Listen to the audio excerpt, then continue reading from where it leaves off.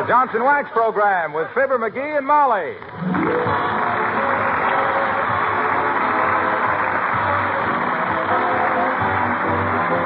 The makers of Johnson Wax products for home and industry present Fibber McGee and Molly, written by Don Quinn and Phil Leslie, with music by the King's Men and Billy Mills Orchestra.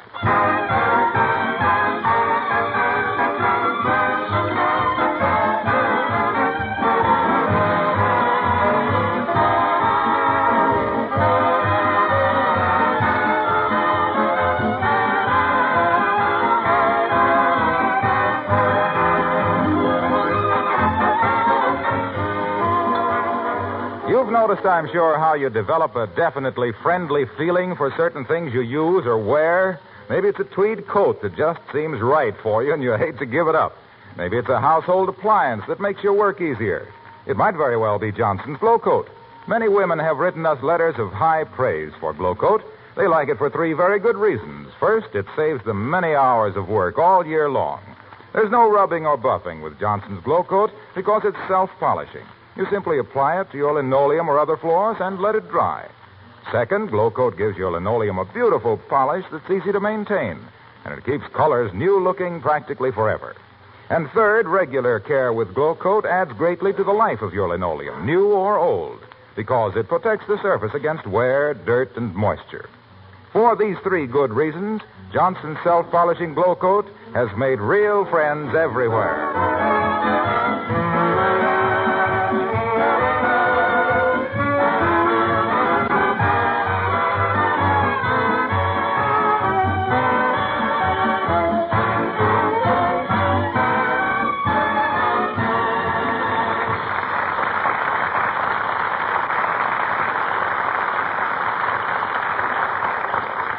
Spring has come to Wistful Vista.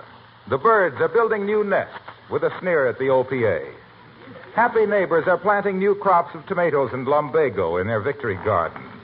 And at number 79, we find the little woman, as usual, busy with her housework. And the little man, as usual, flat on his Davenport. As we meet Fibber McGee and Molly.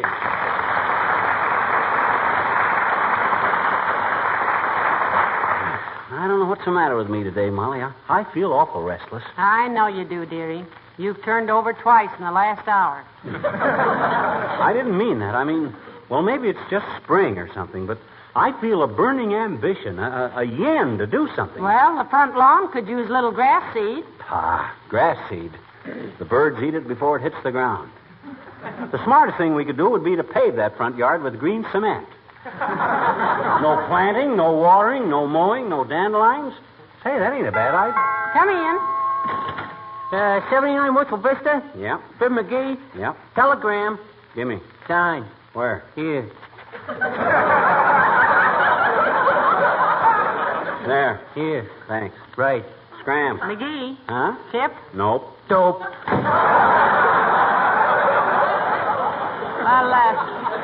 I do think you might have slipped the lad a quarter, dearie. I didn't want to undermine the kid's character.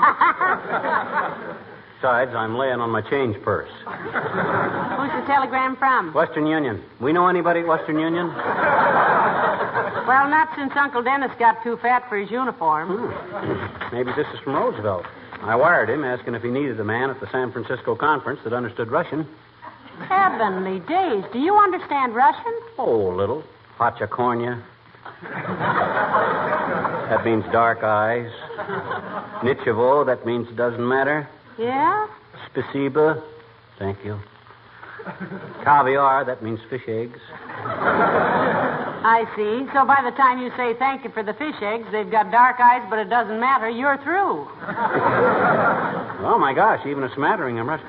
Hey, Molly, look, I won. I won a prize. Look at the telegram. Read it to me. What'd you win a prize for? Remember that limerick contest I sent in the last line to into the contest, too? I won. Well, good for you, dearie. What'd you win? A limerick contest I sent in the last No, line. I mean, what's the prize? Huh? Oh. Well, let me read this again. It says, happy to inform you judges considered your poetic efforts best. Prize on way. You hear that? My poetic efforts. My poetic efforts. Well, it was just one line of a limerick, wasn't it? My dear girl, that is not the point. The point is that I have achieved recognition as a poet. Oh, dear. And now I know what's been bothering me all day, why I've been so restless. It's the poet in me striving for expression.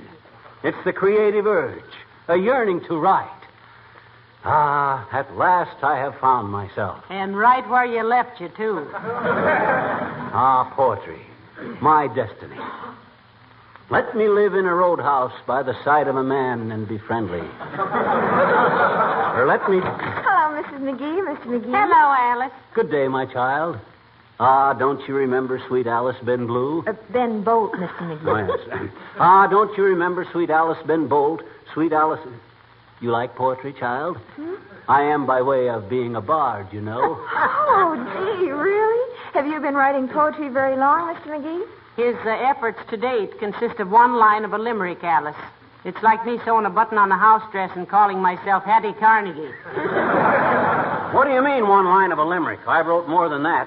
Remember that poem I wrote when we were so broke?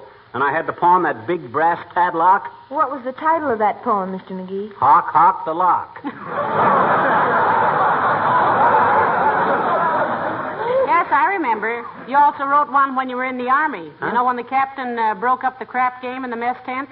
Oh, yeah. Paradise Lost.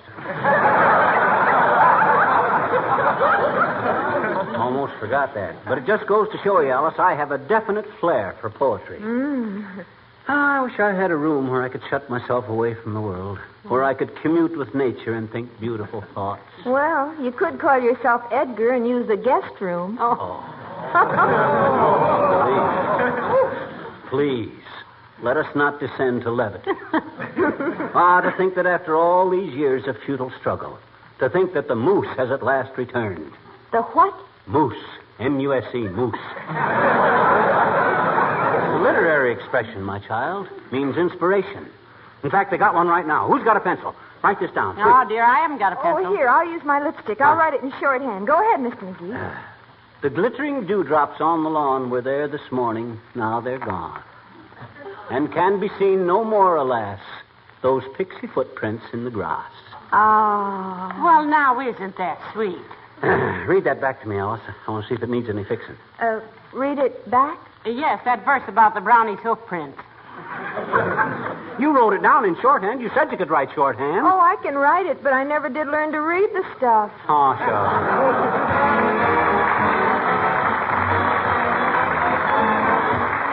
Billy Mills and the orchestra and La Golondrina.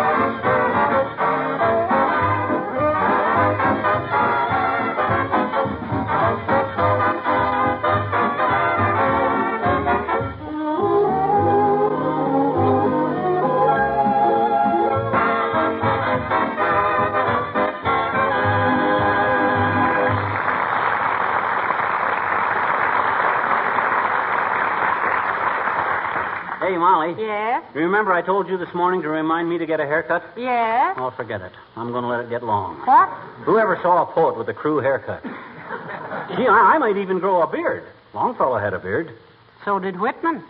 I'm talking about poets. Candy makers don't wear beards.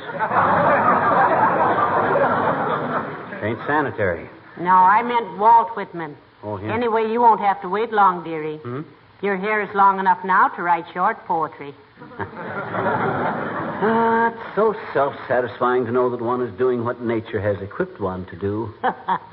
To feel the thrill of creation when one dashes off a sonnet or a roundelay. I don't mind your roundelays. It's your laying around that gets me. Yeah, well, that's what's the matter with me. I have been suppressed. Did you ever have the feeling of being stifled, hemmed in, cooped up, unable to expand yourself? Yes. Yes, I have. But it goes away when I take my girdle off. You know, I think I shall contact one of the newspaper syndicates. It's time that my poetry was brought to the masses. Oh, dear. I should like to lift their drab lives out of the muck and mire and bring them into the bright sunlight of... Yeah, and there might be some dough in it, too. You might try your hand at writing greeting cards. Ah, too commercial. I shall strive for higher things. Try skywriting. For instance, just now I had a passing thought, a gay bit of whimsy. Under the spreading maple tree, the village blacksmith stands. I've heard that one, McGee. You've heard it? How could you heard it? I haven't even written it yet. Well, it sounds mighty familiar. Oh, I don't see... Oh, maybe you're thinking of Under the Spreading Chestnut Tree. I am. This is Under the Spreading Maple Tree. Oh, different kind of a tree entirely. Mine goes, under the spreading maple tree, the village blacksmith lies. Nobody has a horse to shoe, so all he shoes is flies.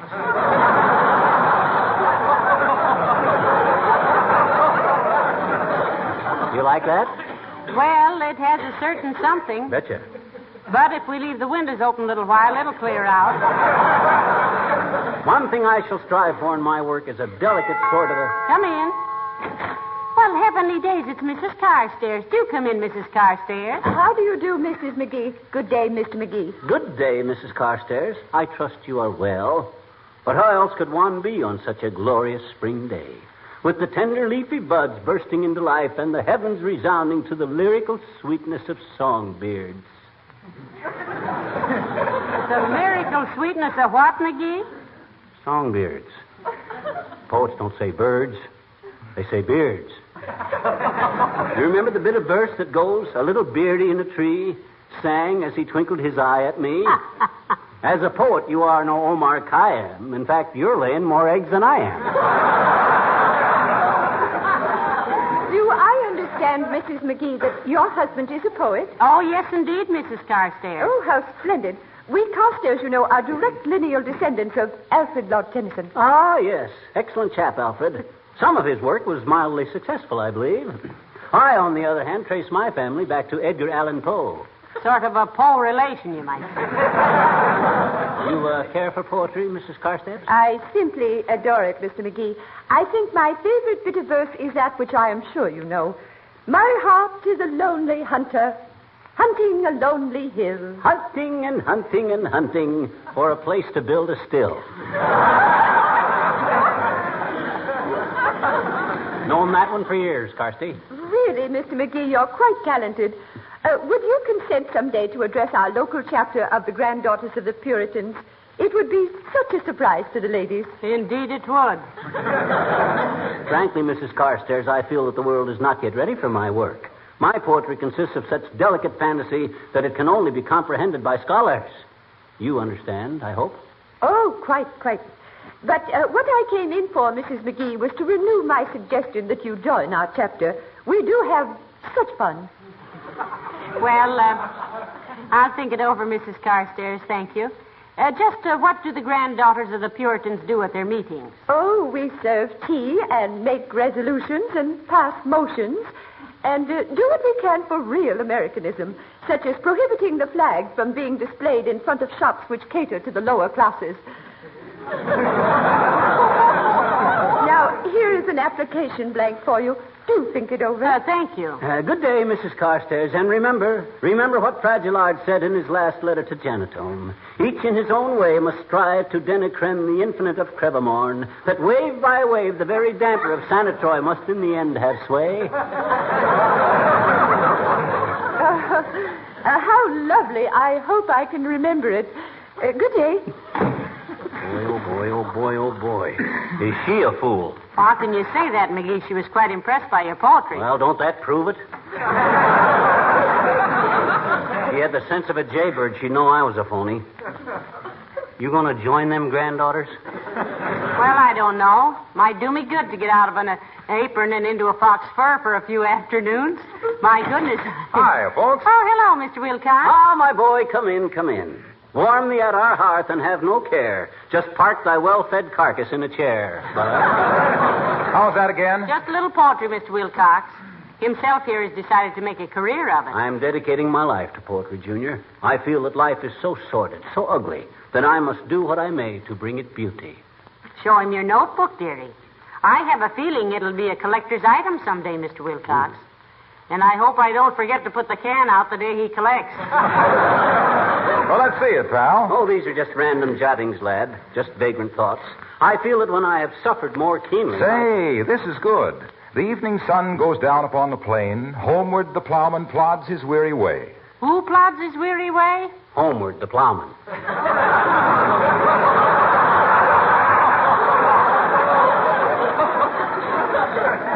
I thought Homeward was rather a quaint name for a plowman. Well, look, why don't you finish it? Like this, maybe. The evening sun goes down upon the plain. Homeward the plowman plods his weary way. Yeah. His furniture brightly gleams in every grain. He Johnson waxes everything each day. Isn't that cute, McGee? My gosh, Junior, can't you realize that true poetry is... Hey, I like this one, too. The one that starts out, listen, my children, and you shall hear how housewives far and housewives near. Hey, that ain't the way I wrote that. You're twisting it. Learned of the beautiful, wondrous facts and the joys of using Johnson's wax. Plagiarism. Johnson's on picture frames and doors, on tables and chairs and sills and floors, on luggage and banisters, boxes and knobs, and 1,000 other useful jobs. Now, just a darn minute, Waxy. You can't twist... Johnson's wax is a wonderful thing to make a housewife laugh and sing. No. Makes drudgery just a hollow sham. But McGee's getting sore. I'd better scram.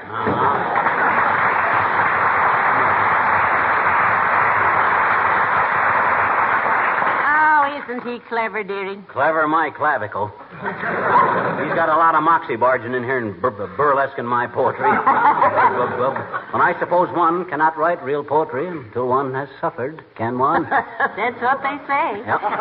So you stay in here and suffer, dearie. I've got to go out and see how Beulah's coming along with dinner. Yep. And don't use up all my good stationery. Okay. Ah, there goes a good kid. If I ever get to be a successful poet and make a lot of dough, it'll never go to her head. No, sir. And I hate to think what it'll do to me. I'd be the most impossible. Come in. Hi, mister. Oh, hello there, Teeny. Please state your business briefly now. I'm a very busy What man. you doing, mister? What you doing? What you? Oh, I'm engaged in the production of poetry, my child. Oh? And even while I'm standing here batting the fat with you, the poetic masterpiece of the world may be going unwritten. What was it you wanted? Well, I wanted you to help me get my piggy bank open, mister. Willie Toops is waiting for me. We're going to buy some rabbits. You got to unscrew this little screw on the bottom of it. And I can't do it. I guess women just don't understand machinery, I guess. No, I guess not, sis. No? Well, here, let me have it. Why, my gosh, I can unscrew this with my fingernails. Gee, you're strong, mister. I bet you're the strongest man in the world, I bet you. Oh, no, I'm not. One of the strongest, maybe, but... There. Ooh. All over the floor. Oh, here, I'll help you pick them up, sis. They sure rolled all over, didn't they, mister? There's one under that chair over there. Okay, I'll get it. There you are, sis. Well, I guess that's all of them. Oh, no, mister. This is only 63 cents. Huh?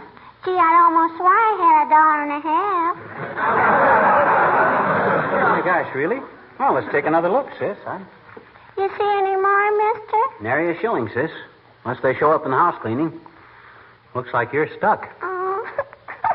Huh? And I thought I was going to have $1.50. No. And I only got 63 cents. No. Well, thanks anyway, mister. I'm sorry I bothered Now, you. hey. Cheer up, sis. We'll probably find the other 80 or 90 cents when we vacuum in here. Oh. No. Here. Take this $1. Take that. I'll keep whatever I find, huh? What do you say? Oh, mister, you're the kindest man in the whole world. You're so nice to little children. Now Willie Toops and I can go buy our rabbits. Thank you ever so much, mister. That's okay. Now, you're sure I won't be making any profit when I find the rest of these coins? I'm sure you won't, mister. And thanks ever so much. Ah, forget it, sis. Glad to be of service. Well, come again. Thanks, mister. Hey, Willie, I made another buck. Now let's go and have Mr. Anderson open it.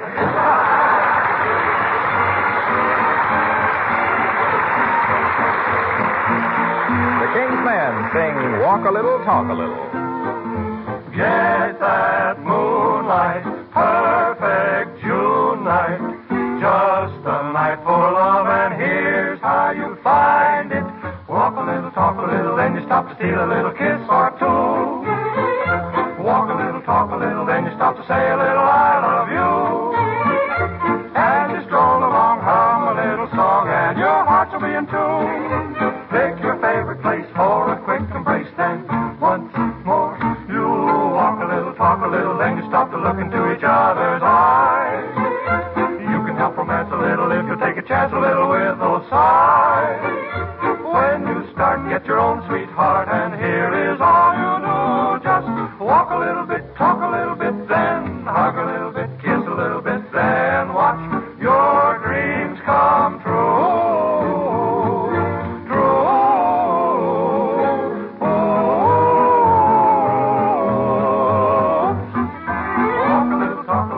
Stop to steal a little kiss or two. Walk a little, talk a little, then you stop to say a little I love you. As you walk along, hum a happy song, then your hearts will be in tune. Pick your favorite place for a sweet embrace, then once more you walk a little bit, talk a little bit, stop a little bit, look a little bit in her eyes. Walk a little bit, talk a little bit, hug a little bit, kiss a little bit, sigh those sighs. So if you wish to woo, here is all you do. Just walk a little, talk a little more. Walk a little, talk a little slow.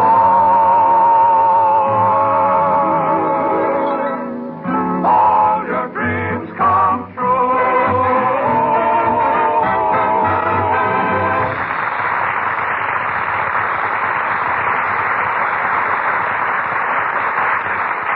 Hey, Molly, did my prize come yet?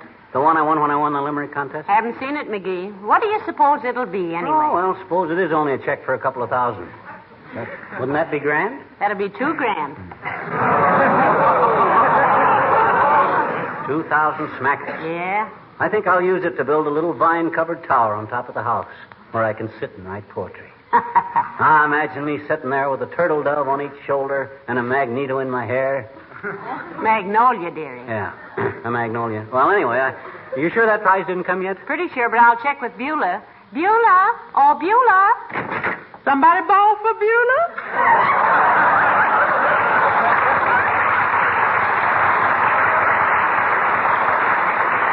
Hey, Beulah, did a package or a special delivery letter come from me today? No, sir. From which field of operations was you anticipating to communicate? Well, he won a prize in a poetry contest, Beulah, and we're all agog to know what it is. Excuse me, ma'am, but before you get all agog, maybe you better be sure it ain't all a gag. Well, this is no joke, Beulah. I won the contest legitimate. Let me know if I get a letter or something, will you? Yeah, sir. I know how it feels to get a prize or something. Once when I was just a little child, no more than an inch high to a fat pony, I won me a beautiful dog bucket. But everything happened at once in our family, seemed like. What do you mean everything happened at once, Beulah? 2 days after I gets me the dog buggy, we gets us a new baby brother, and my dolly gets dispossessed.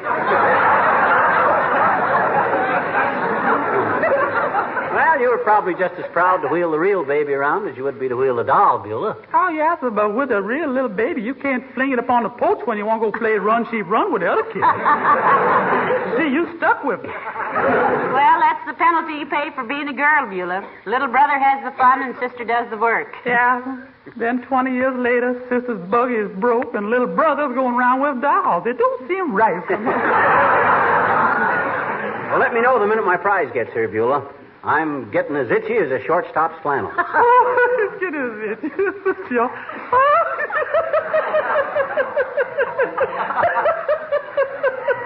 I love that man.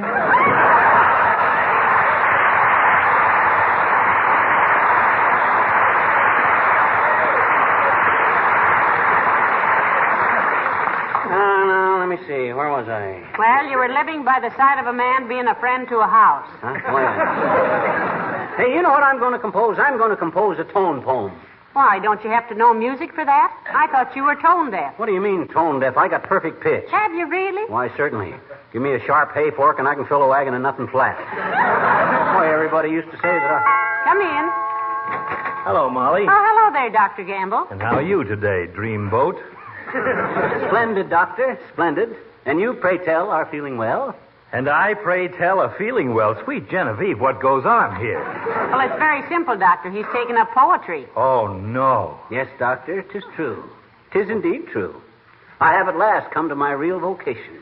It has become my mission in life to interpret beauty to those who cannot... Oh, stop it, will you? Don't drool that Greenwich Village nonsense at me, you little faker.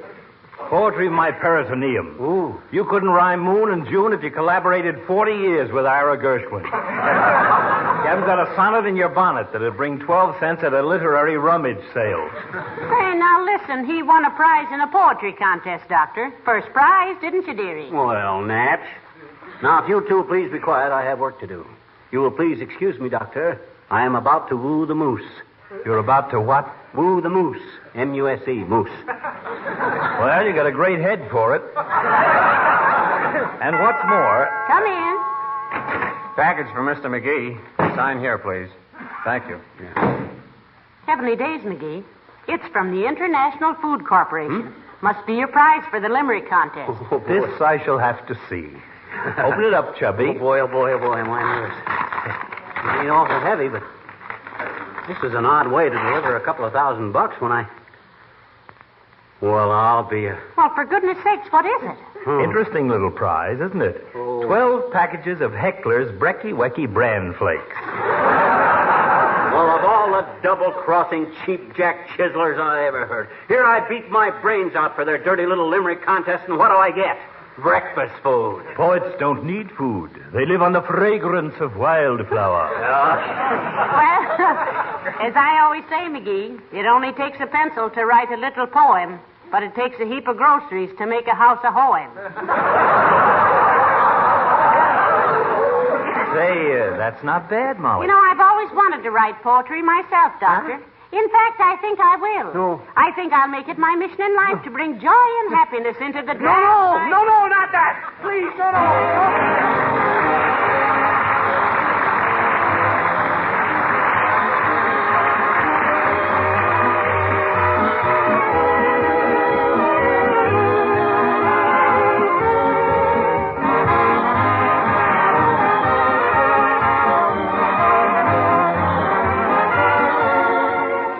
This April, month of showers, puts a little extra strain on your housekeeping duties, doesn't it? Wet feet and rubbers are apt to track up your floors, and rain may come in an open window.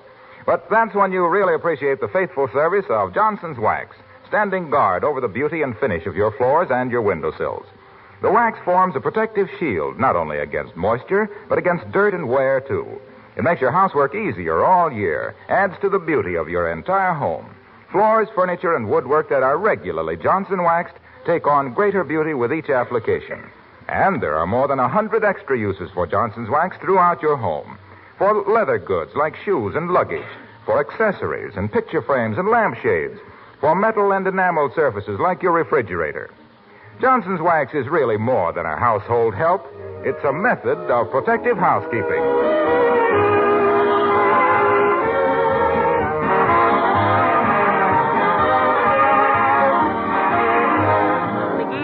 Have you given up poetry for good? I'll say I have. I'm through. Why? Well, Dr. Gamble wanted you to write a little thing for him. Oh, gee, really? What does he want? A check for $22.50. He says you can call it Ode to a Doctor. Huh?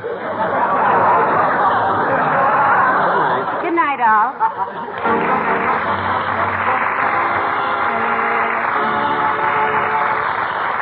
This is Harlow Wilcox, speaking for the makers of Johnson Wax Finishes for Home and Industry, inviting you all to be with us again next Tuesday night. Good night.